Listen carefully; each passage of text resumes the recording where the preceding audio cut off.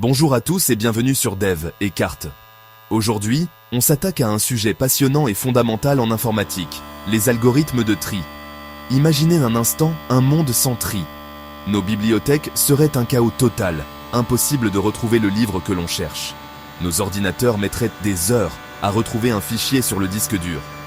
Heureusement, grâce aux algorithmes de tri, on peut organiser nos données de manière efficace et rapide.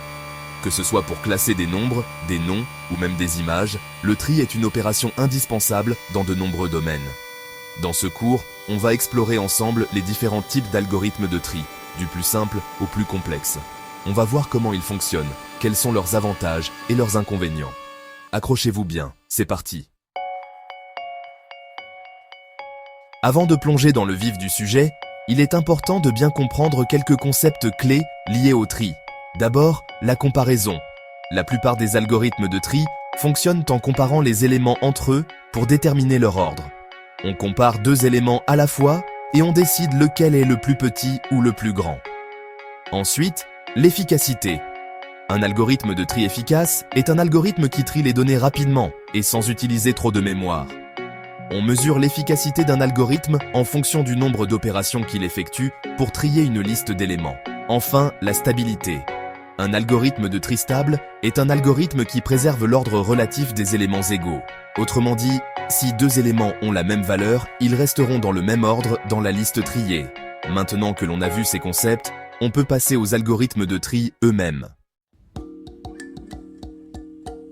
On commence notre exploration des algorithmes de tri avec des méthodes simples et faciles à comprendre.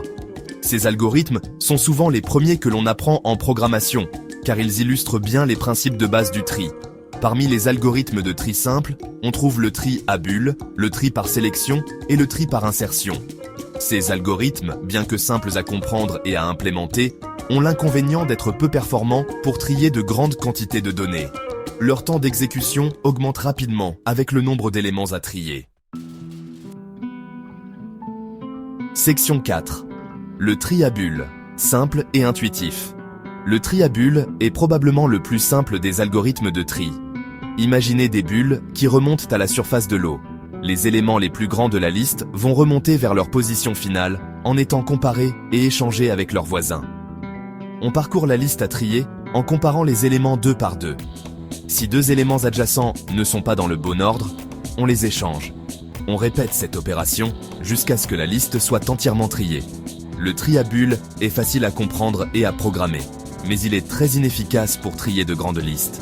Son temps d'exécution est proportionnel au carré du nombre d'éléments à trier. Section 5. Le tri par sélection. Trouvez la place de chaque élément. Le tri par sélection fonctionne en trouvant l'élément le plus petit de la liste et en l'échangeant avec l'élément à la première position.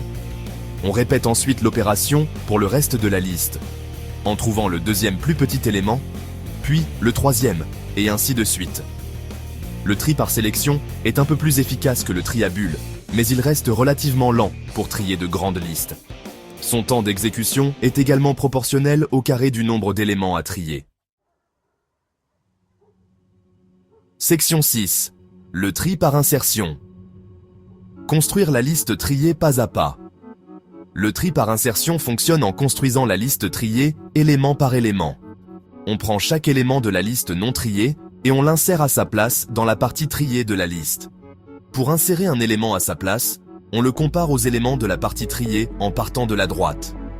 On décale les éléments plus grands que l'élément à insérer vers la droite, jusqu'à trouver la position où l'insérer.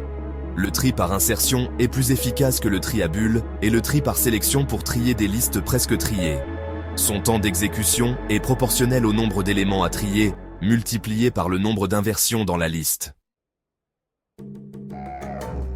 Section 7. Conclusion. Choisir le tri. Adapté à vos besoins. Voilà, on a fait le tour des algorithmes de tri simples. On a vu que chaque algorithme a ses avantages et ses inconvénients. Le choix du meilleur algorithme dépend de la situation. Si la liste à trier est petite, le tri à bulles, le tri par sélection ou le tri par insertion peuvent être suffisants.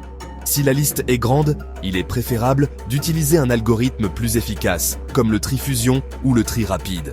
Le tri, c'est important pour organiser les informations et les traiter plus facilement.